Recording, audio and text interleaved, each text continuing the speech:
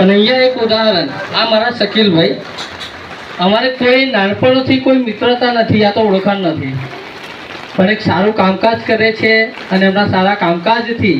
અમારે નડિયાદમાં પહેલી વખત આથી 1 વર્ષ પહેલાં મુલાકાત થઈ હતી. સાચી વાત છે. અને ત્યારથી કહેવાય ને કે એમને જ્યારે આપણા આમંત્રણ આપ્યું, આમંત્રણની અંદર શું લખ્યું મને ખબર નથી, તારીખ કઈ છે, સમય કયો છે. સૌથી વધારે મને ગમ્યું હોય ને તો આ છે. આ વસ્તુ જે જોવે અને સમજે એના માટે બહુ મોટી વસ્તુ છે. જે આપણે માતાજીએ બેને વાત કરી કે એક મુસલમાન, હિન્દુ, શીખ, શીખાઈ, મતલબ આ જે અલગ અલગ ધર્મ, અહીંયા આ જે ભાઈ છે આપણે શકીલભાઈ, ના કોઈ ધર્મ, ના કોઈ જાત પાત, મતલબ કોઈ બી વ્યક્તિ જે ગરીબ છે કે જ્યારે કહેવાય ને એક સમય એવો હોય છે કે જ્યારે પોતાનું કુટુંબ સાથે ના હોય ને એક વ્યક્તિ ત્યારે ઘર છોડી નીકળી જાય છે, તો અમુક પરિસ્થિતિ એવી બનવાના કારણે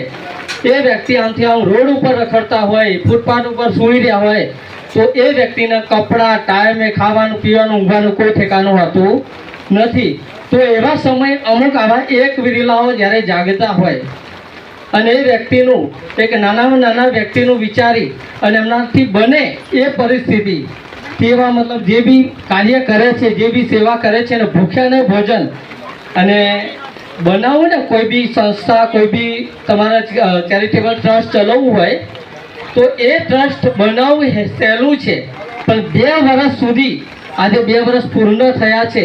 તો એમના માટેના સૌના માટે બહુ મોટી વાત કહેવાય કે બનાવવું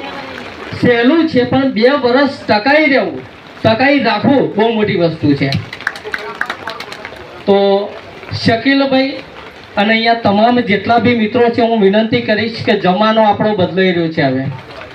પહેલા ધર્મના નામ ઉપર બધું થતું હતું, ધર્મના, તો હું કોઈ ધર્મનો ખોટો નથી કહેતો, તમારો પોતપોતાનો જે બી ધર્મ છે એ ધર્મને તમે માનો, હું મારા ધર્મને માનું છું, તમે તમારા ધર્મને માનો, આપણે કોઈના ધર્મમાં ખોટા કહેવાના